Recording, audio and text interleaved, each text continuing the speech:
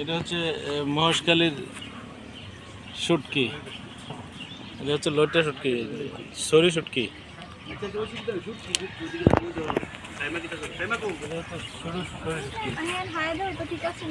লবণ আছে দেখো তো শুটকির মধ্যে।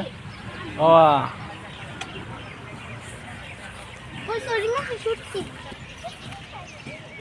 শুটকি, আমরা আজকে এখান থেকে শুটকি নিয়ে যাবো।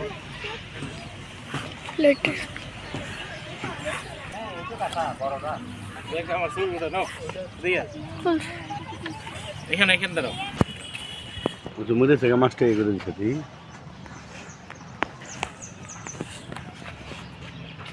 অত বড় ইলিশ